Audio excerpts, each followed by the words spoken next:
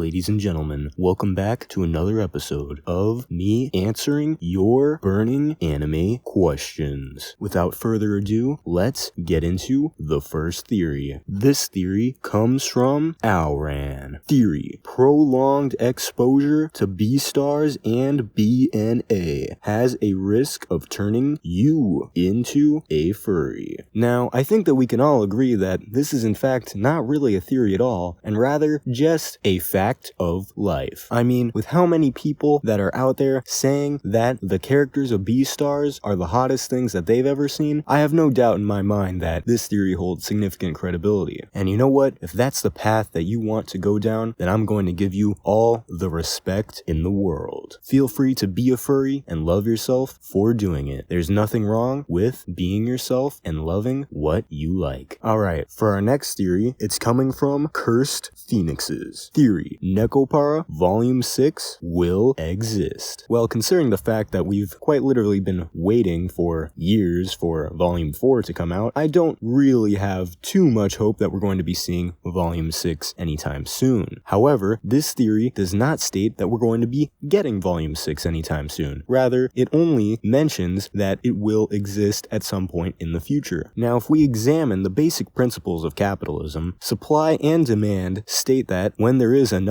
demand for something, eventually someone will create it. And there's no doubt that the demand for new volumes of Nekopara is through the roof. And with how much money that the series makes, I really would not be surprised if in the future Volume 6 will come to be. This next one is coming from Storm. Is Owo speak actually cringe when used by a cat girl? Perhaps a better question would be, is Owo speak actually cringe in general? Now, it's practically impossible to objectively prove that. However, I do think that society would be a better place if Uwu and Owo were accepted more. Now, with that being said, the way that this statement is worded makes it sound like you do not actually believe that Owo is cringe when not used by a cat girl, but it is in fact cringe when used by a cat girl. At which point, I have to wonder whether someone's status as a cat girl would suddenly make it more or less cringe. Overall, I do not believe that being a cat girl has any effect on cringe status, and thus I have to say that this theory is not true. This one is coming from Ayal Bolub. Question: when a person in anime watches hentai, would they see hentai as real life people see them, or would they see them as regular porn with real people? Well, the way that this works here is that in anime, everyone lives in a world that to them would look like the real world to us. It is because of this that people can watch anime inside of animes while also being able to watch normal TV shows and movies. Thus, there would be a distinction between normal porn and hentai inside of anime as well. So, to conclude, if someone in anime was to watch hentai, it would look just like how hentai looks to us. This theory is coming from The Real Deal. Theory: do fudas have both mating organs or just one? Now, the definition of fudanari is having both. However, I can see why you would have this question in the first place, as it's not always clear in doujins and hentai, because usually one or the other is accentuated a whole lot more, although most of the time it's the peepee. However, just because one is more prevalent does not mean that the other one is not there. So, to conclude, yes, fudas have both mating organs, not just one. This theory is coming at us from Jimbo Nuatrin. In Dr. Stone, if cum was leaving someone's penis right as they got turned to stone, would the cum be frozen with them inside the rock shell, or would it fall to the ground like regular cum? Also, could there be any adverse effects to an erection lasting 3,700 years? Now, to answer the first part of this question, I made a little drawing. As long as the stream of jizz that is leaving the peepee is still connected to the peepee, then that part would turn to stone. own. However, if part of it gets separated, then that part would just fall to the ground like any other old piece of jizz. And for the second half of the question, I'm going to be real here, guys. The longer the erection, the better. Our next question is coming in from the Hyper Death. I have a question. Do cat girls go to veterinaries or human hospitals to get treated if they have a sickness related to their cat attribute? Now, this question is one that's actually pretty hard to answer, considering the fact that we do not actually have cat girls inside of the present world yet, so we don't fully know how society will adapt to them once we have them. I would imagine that after cat girls have been an integral part of our society for quite some years, then hospitals will have dedicated personnel to dealing with the cat-specific problems of cat girls to ensure that all of their medical needs can be taken care of in one place. However, in the early years, I would imagine that before we have this integration completed, then yes, cat girls would have to go to veterinaries for their cat problems and hospitals for their human problems. Next up is from Jagged Master. Theory: anime girls with big breasts are superior to flat girls because their spine is stronger, thus giving them genetical advantage. It really does depend on what metric you are using to determine that girls with the big milky are superior to flat girls. If your sole metric is spine strength, then I suppose that you could say that. However, it seems a little bit bizarre to determine whether someone is superior or not on only one metric. Humans are very complex creatures, and as a result of this, everybody has different preferences for what they look for in their ideal partner. Thus, while this statement may be true for some people, it most certainly is not true for everyone, and can never be true for everyone, because of the way that our minds work. So, to answer your theory, I'm going to have to say no. This one cannot be proven to be objectively correct for everyone involved. Now, from John Ioin Mirabete. Theory: is Avatar: The Last Airbender a anime? Now, you could most certainly argue that the dictionary definition of anime is simply all animations that come from Japan. However, the colloquial definition is different from the pure dictionary one. These days, most people use the term anime to refer to anything that uses the anime art style, and includes common tropes that are seen in anime. Now, Avatar was heavily inspired by anime in both its art style and its storytelling. So, in my personal opinion, yes, you can most certainly call Avatar: The Last Airbender an anime. Our last theory for today comes from 6_Noah. I have